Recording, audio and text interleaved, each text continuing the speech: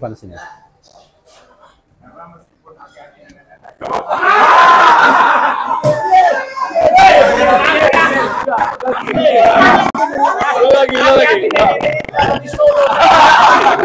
Assalamualaikum warahmatullahi wabarakatuh. Keren cerdas. Ini seniornya tersiksa. Seniornya tersiksa, jangan ikut tersiksa. UPM sudah tersiksa. Sekarang ini lebih tertekan ya, Pak Didu. Ngomong ini ada. Saya bilang, kami ini ada 3 level. Upper class naik pesawat, middle class naik kereta, lower class naik bus. Yang mobil sendiri nggak ada kelasnya. No class. Ini kasihan nih adik-adik UGM, gimana? Ini seniornya, senior.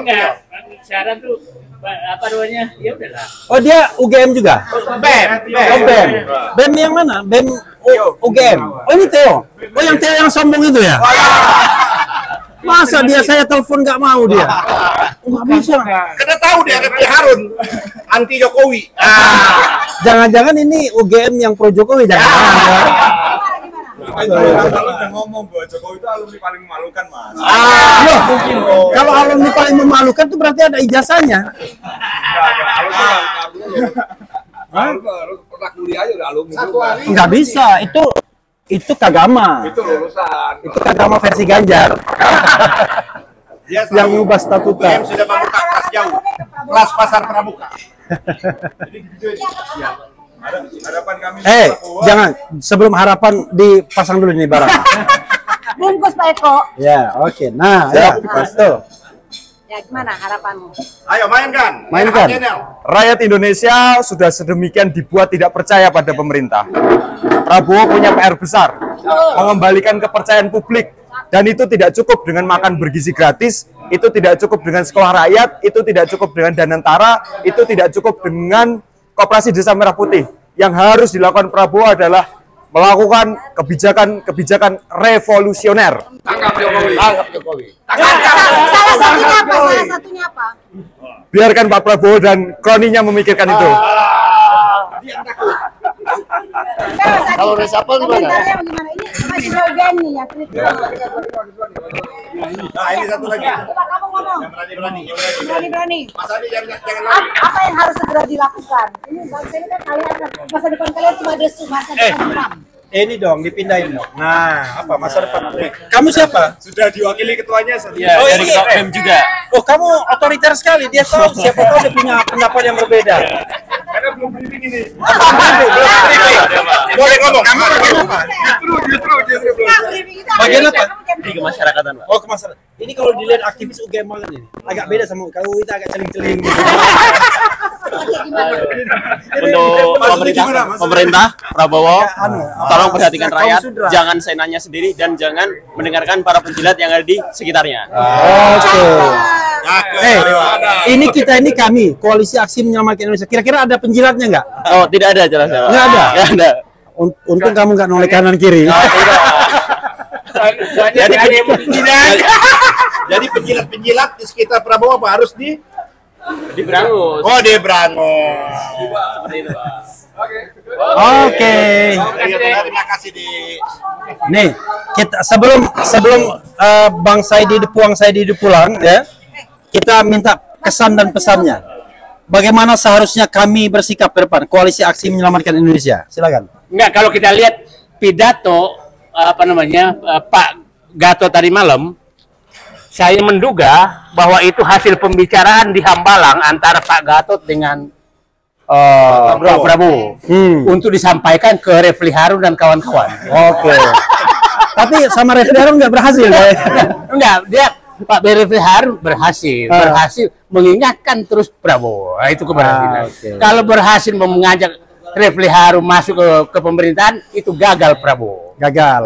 Karena Gitu. memang nggak ada tawaran juga. Jadi sebelum kita tidak ditawari atau apa, kita ngomong duluan. Nah, jadi 3 hal yang saya tangkap dari malam. Satu tadi bahwa itu hasil pembicaraan Hambalang. Yang kedua, pembawa amanah ini kok diserahkan ke amanah yang disampaikan kan sederhana sebenarnya, hanya menyatakan sampaikan ke publik, aku udah tersiksa ini, disiksa oleh orang Jokowi di sekitar saya, kira-kira sampaikanlah ke Refli Harun dan kawan-kawan. Nah, itu sudah disampaikan kira-kira oleh Pak GN tadi malam, Pak Gatot tadi malam, dan pesannya begitu sebenarnya. Yang ketiga, kenapa lewat Pak GN? Nah, kira-kira. Nah, karena dia tahu teman-teman Pak GN ini orang-orang baik semua, tidak akan mengakali amanah itu. Ya, nah, dan makamnya sama, sesama jenderal. Makamnya sama, dan dia tahu ada Kang Ubed di sana, nggak mungkin menjual amanah itu kalau disampaikan. Bahkan Kang Ubed gara-gara menjaga amanah mau dipecat. Coba kalau kelompok oposisi ini berkhianat ketika bertemu dengan Prabowo, kita lawan juga. Kita sudah deklarasikan sampai 2029 Refli Harun dan Ubedillah Badrun tetap di luar pemerintahan. Karena nggak ada tawaran. Tidak tetap di luar. Enggak, itu pilihan.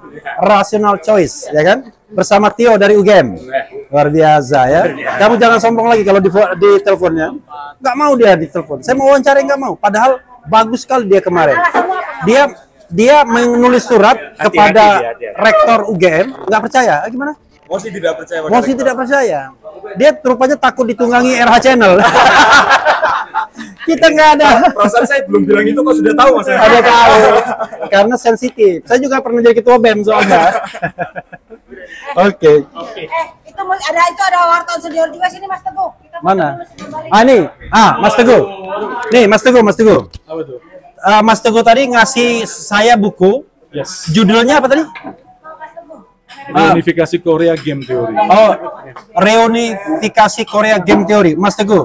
Yes. Apa itu? Bukunya tentang apa itu? Itu buku diangkat dari disertasi saya. Ya.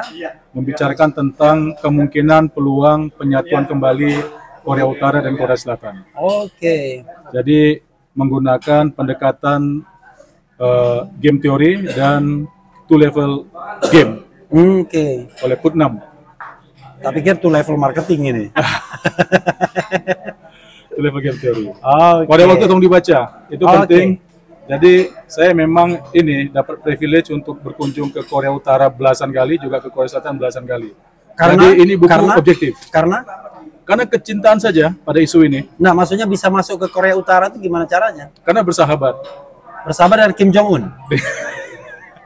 Dengan teman-teman di Korea Utara. Oke, enggak ada waktu tolong dibaca. Oke, insya Allah. Sudah saya masukkan, sudah saya bawa tadi. Mantap.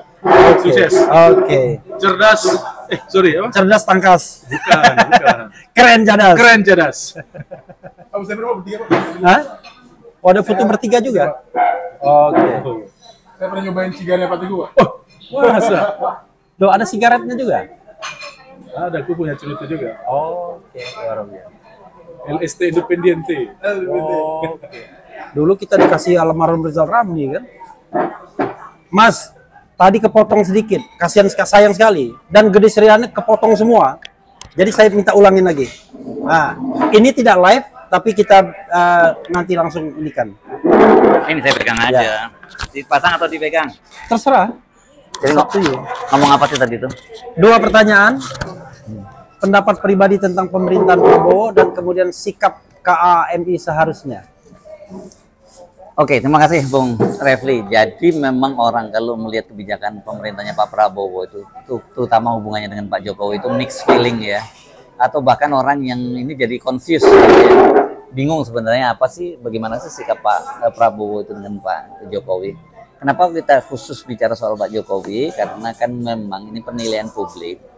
Dan itu juga saya kira mungkin penilaian yang juga tidak terlalu salah bahwa bayang-bayang dari Pak Jokowi itu masih sangat terasa di pemerintahan. Dan kita lihat kan banyak sekali menteri-menteri yang memang dulu adalah orangnya Pak Jokowi yang sampai sekarang masih loyal pada Pak Jokowi. Sementara Pak Prabowo sendiri sebagai presiden kan diharapkan dia sebagai presiden itu dia mandiri toh. Dia biasa ngambil keputusan sendiri yang tidak lagi di bawah bayang-bayangnya Pak Jokowi. Tapi kita kayak hubungannya Pak Jokowi dengan Pak Prabowo itu kan seperti yoyo. Kita menduga tadinya mereka sudah sudah putus hubungan. Ini kan terlihat dari berbagai kebijakan-kebijakan dia yang memang kalau kita amati banyak sekali memangkas kebijakan Pak Jokowi. Contoh yang paling nyata tentu saja legasinya dari Pak Jokowi IKN.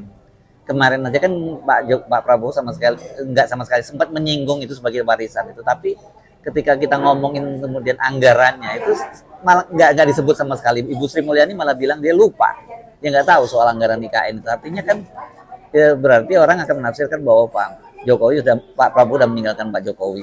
Tapi tiba-tiba sowan lagi dan sebagainya gitu. Setelah sowan, habis itu bikin amnesti dan abolisi terhadap Thomas Lembong dan Hasto. Jadi sebenarnya seperti apa? Nah, ini yang membuat orang jadi bingung. Tapi sinyal yang kemarin, yang terakhir lagi kemarin ketika pidato di nota keuangan untuk anggaran tahun 2026 dan nota keuangan kelihatan sekali kalau soal mafia tambang dan sebagainya itu kan memang itu ya bagian yang selama ini udah menjadi salah satu yang dipersoalkan publik di era pemerintahannya Jokowi gitu. Itu yang saya kira Pak Prabowo harus tegas dalam soal ini, karena kalau sikapnya Pak Prabowo tegas, rakyat akan bersama dengan Pak Prabowo.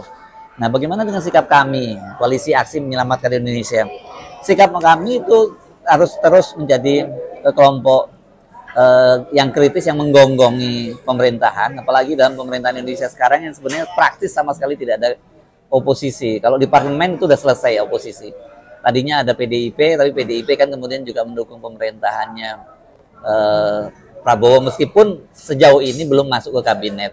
Katanya Ibu Megawati akan segera bertemu dengan Pak Prabowo, tapi katanya kata Puan itu nggak ada ngomongin soal kabinet dan sebagainya. Tapi apapun, walaupun nggak di kabinet kan mereka juga itu pendukung pemerintah sekarang.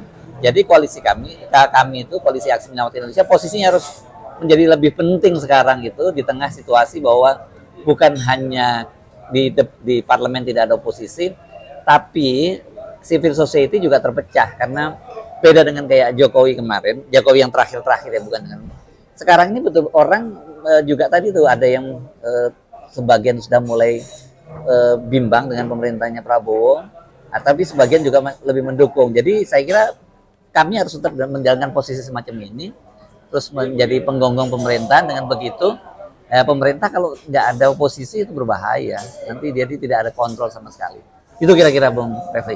Oke, makasih Mas Hersu. Siap. Udah mau jalan? Udah mau jalan, mau sholat dulu.